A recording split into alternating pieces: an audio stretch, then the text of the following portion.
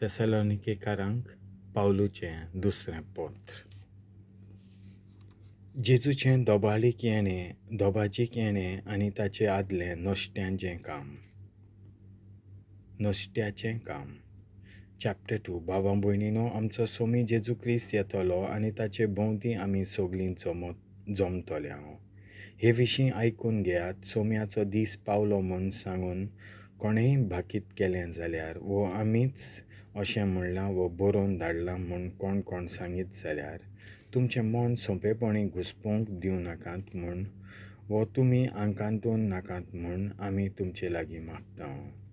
कोणेंच तुमकां कशेच भाशेन फसोवंक दिवं नाकात. कित्याक आख्ख्या संवसारार लोक देवाचेर विरूद उप्रासल्या बगर आनी खोटो तो शिराप पडलेलो दिश्टी पडल्या शिवाय तो दीस येवचो ना. देवा विरोधी तो होच. लोक देव म्हणटा वो बोचता तितल्याचेरूय तो उप्रासता. इतलेंच न्हय, गाभाऱ्यांत शिंवासनार बसून आपुणूच देव जाल्ले परी दाखयता. तुमचें मोदें आसलों तेदना हें सोगलें हांव तुमकां सांगतालों म्हूण तुमकां उगडास आसा की ना? नेमलोल्या काळा आदीं तो दिश्टी पडना जावं कितें ताका आडावन दवरता तेंय तुमी जाणात. गुपीत बोळान खोटेपण आपलें काम करीत आसा आनी जो कोण तें आतां आडावन दवरता तो ना जायसर तें गुपीत उरतलें. तेन्ना मात खोटो तो उक्तीं दिश्टी पडटलो.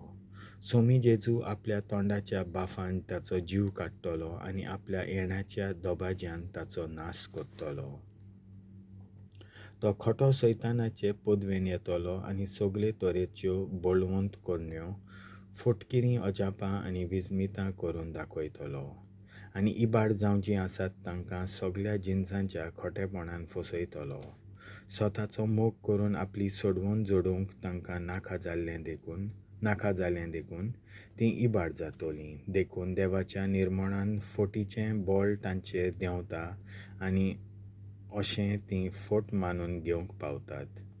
एपरी जाणीं स्वत मानून घेतलें ना पूण खोटेपणाची सेवा करूंक विंचून काडलें, तीं सोगलीं खास्तीच्या फर्माणाक सांपडटलीं.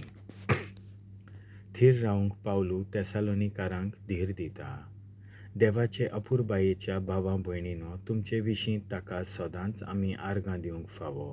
कित्याक आमकां पवीत कोत्ता त्या पवीत आत्म्या उदेशी आनी स्वत भावार्थान मानून घेवन सोडवण जोडचे खातीर देवान तुमकां सगळ्यावन पयलीं विंचून काडल्यांत. आमी तुमकां परगट केल्या शुभ वर्तमाना उदेशीं जेजू क्रिस्ताचे आमच्या सोम्याचे मोहिमेंत वांटो घेवंक देवान तुमकां आपयल्यांत.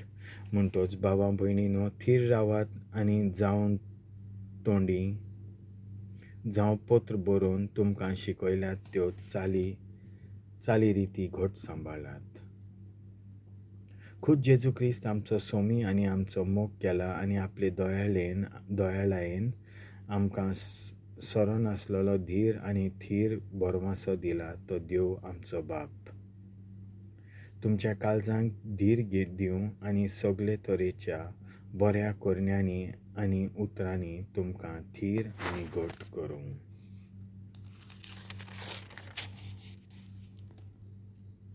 देवाचें उतर हें.